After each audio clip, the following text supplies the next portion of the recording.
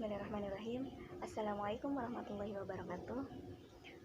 Kami dari kelompok 4 akan mempresentasikan pada mata kuliah Deteksi Dini Tumbuh Kembang dan Kesehatan Anak yang berjudul Deteksi Dini Gangguan Pertumbuhan.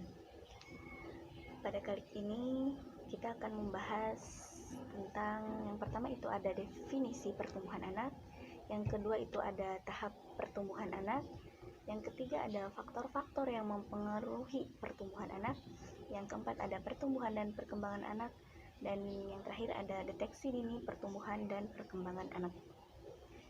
Selanjutnya yang pertama akan kita bahas yaitu definisi pertumbuhan anak dulu. Nah, dari istilah tumbuh kembang itu terdiri dari dua peristiwa yang sifatnya berbeda-beda tetapi saling berkaitan dan sulit untuk dipisahkan, yaitu antara pertumbuhan dan perkembangan. Pertumbuhan atau growth itu berkaitan dengan masalah perubahan ukuran, besar, jumlah atau dimensi pada tingkat sel, organ maupun individu.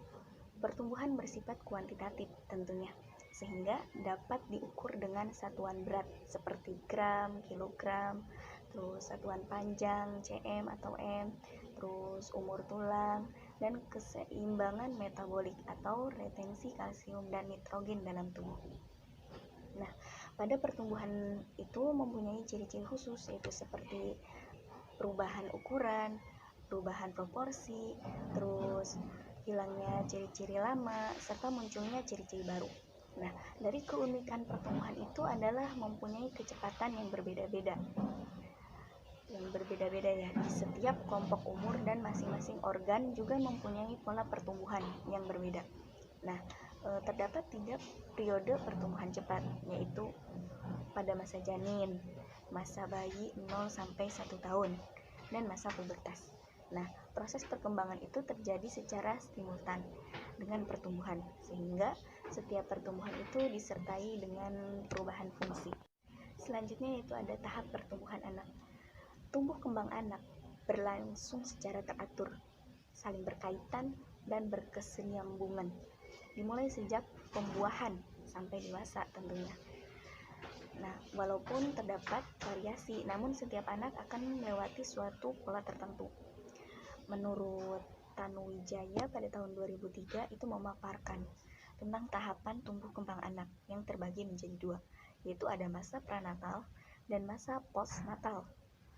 Dan setiap masa tersebut memiliki ciri khusus atau ciri khas dan perbedaan dalam anatomi, fisiologi, biokimia maupun karakternya. Di sini ada masa pranatal. Nah, masa pranatal itu apa? Masa pranatal itu adalah masa kehidupan janin di dalam kandungan. Masa ini dibagi menjadi 2 periode tentunya. Apa saja? Yaitu ada masa embrio dan masa fetus. Selanjutnya ada masa embrio. Masa embrio adalah masa sejak konsepsi sampai umur kehamilan 8 minggu. Sedangkan masa fetus adalah sejak umur 9 minggu sampai kelahiran. Selanjutnya ada masa postnatal atau masa setelah lahir, terdiri dari 5 periode tentunya. Periode pertama itu adalah masa neonatal, di mana bayi berusia 0 sampai 28 hari. Dilanjutkan masa bayi, yaitu sampai usia 2 tahun. Saja ada masa sekolah. Masa prasekolah adalah masa anak berusia 2 sampai 6 tahun. Sampai dengan masa ini, anak laki-laki dan perempuan belum terdapat perbedaan. Namun, ketika masuk dalam masa selanjutnya, yaitu masa sekolah atau masa pubertas, perempuan berusia 6 sampai 10 tahun, sedangkan laki-laki itu berusia pada 8 sampai 12 tahun. Anak perempuan memasuki masa adolescensi atau masa remaja lebih awal dibanding anak laki-laki, yaitu pada usia 10 tahun, dan berakhir lebih cepat pada usia 8 tahun. Anak laki-laki memulai masa pubertas pada usia 12 tahun dan berakhir pada usia 20 tahun. Faktor yang mempengaruhi pertumbuhan pada anak terbagi menjadi 2. Yang pertama, faktor internal, yang kedua, faktor eksternal. Yang pertama, faktor internal terdiri dari ras, bangsa, jenis kelamin, umur, keluarga, kelainan genetik, dan kelainan kromosom. Ras, misalnya, anak yang terlahir dari ras Eropa akan berbeda dengan anak yang terlahir dari ras Mongol. Yang kedua, yaitu faktor eksternal atau lingkungan. Faktor ini juga sangat berpengaruh dalam perkembangan dan pertumbuhan pada anak. Misalnya yaitu gizi. Gizi sangat berpengaruh pada pertumbuhan pada anak. Pertumbuhan dan perkembangan anak. Pertumbuhan organ-organ meliputi 4 pola. Yang pertama yaitu pola umum, pola netral, pola limfoid, yang keempat yaitu pola reproduksi.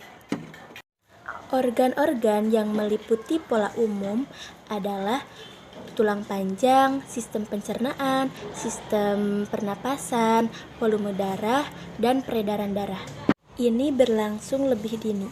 Otak bayi yang baru lahir itu mempunyai 25% lebih berat dari otak orang dewasa, dan ketika berumur 2 tahun itu 75% lebih berat daripada orang dewasa, dan ketika 10 tahun itu 95% lebih berat dari otak orang dewasa.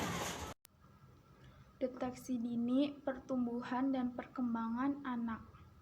Deteksi dini merupakan upaya penjaringan yang dilaksanakan secara komprehensif untuk menemukan penyimpangan tumbuh kembang dan mengetahui serta mengenal faktor resiko pada balita atau yang disebut juga dengan anak usia dini. Melalui deteksi dini dapat diketahui penyimpangan tumbuh kembang anak secara dini, sehingga upaya pencegahan, stimulus, penyembuhan, dan pemulihan dapat diberikan dengan indikasi yang jelas.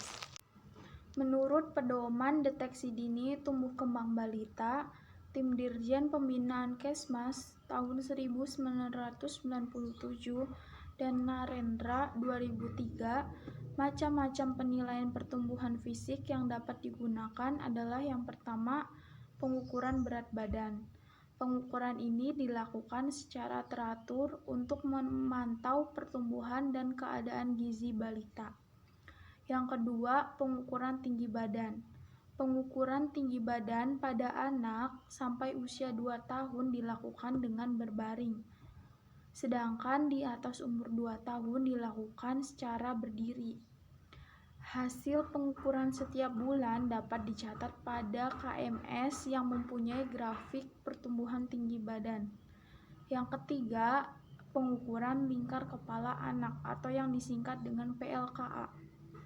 PLKA adalah cara yang biasa dipakai untuk mengetahui pertumbuhan dan perkembangan otak anak. Biasanya, ukuran pertumbuhan tengkorak mengikuti perkembangan otak, sehingga ada hambatan pada pertumbuhan tengkorak, maka perkembangan otak anak juga terhambat.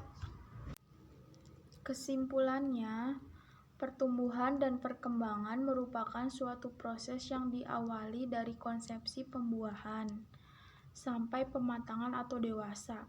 Melalui proses tersebut, anak tumbuh menjadi lebih besar dan bertambah matang dalam segala aspek, baik fisik, emosi, intelektual, maupun psikososial.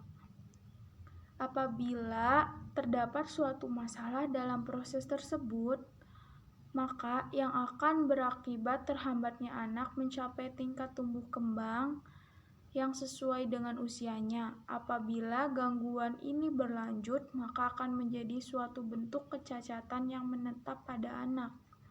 Apabila sejak dini gangguan tumbuh kembang sudah terdeteksi, maka kita dapat melakukan suatu intervensi sesuai dengan kebutuhan anak.